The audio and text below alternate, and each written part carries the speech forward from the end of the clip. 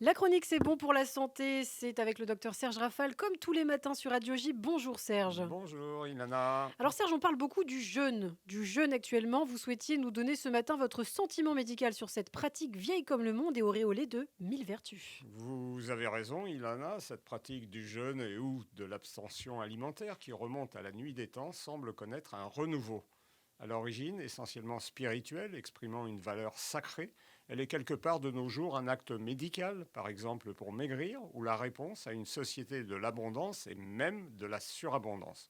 Nous mangeons trop, il nous faut donc à l'occasion nous priver de façon volontaire afin d'aider l'organisme à se nettoyer, se purifier, se détoxifier, notion, reconnaissons-le, légèrement surannée de la médecine.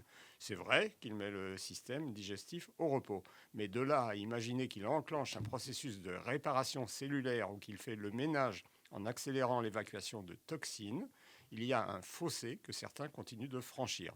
D'autres, au contraire, avancent ces inconvénients ou ces dangers, respectivement sur le cerveau et les muscles, obligeant en particulier l'organisme à puiser dans les réserves de protéines. Alors le jeûne allongerait l'espérance de vie, hein.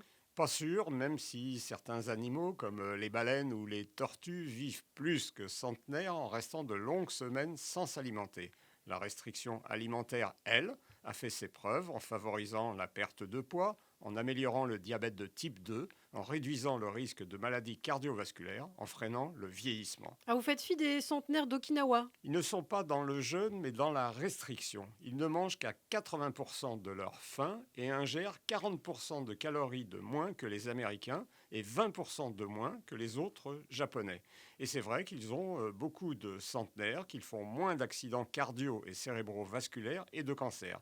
Mais il faut aussi reconnaître qu'à côté de l'alimentation, qui joue bien entendu un rôle essentiel, le lien social avec le respect et même le culte des ancêtres est très présent et probablement primordial. Alors on va revenir au jeûne justement, il n'est pas très pratiqué en France, hein, Serge. Ça n'est pas dans nos traditions. La nutrition en général est peu présente dans les études médicales. Le jeûne est donc souvent initié par les malades eux-mêmes, rarement par nous, médecins. Et il est parfois encouragé par des approches sectaires d'après la Miviludes. On parle d'un semi-jeûne dit intermittent. Vous avez raison, le fasting, entre guillemets, comme on l'appelle, a le vent en poupe. Il consiste à s'abstenir de manger 16 heures de suite, soit entre 20 heures et midi le lendemain, c'est-à-dire qu'il consiste à ne plus rien ingérer après le dîner et pendant la nuit, et à ne pas petit déjeuner, mais des variantes existent.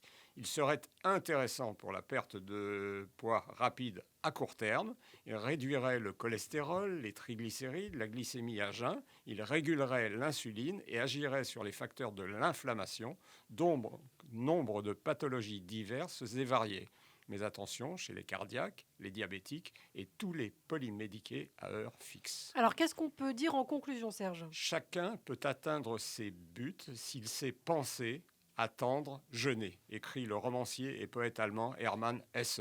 Mais jeûner, vous l'avez compris, se fait sous surveillance médicale et pas de façon brutale ou extrême. Merci beaucoup Serge Rafal, le docteur de Radio J, qu'on a le plaisir de retrouver tous les matins, également en podcast sur notre site internet radioj.fr et en vidéo sur notre chaîne YouTube. À demain Serge.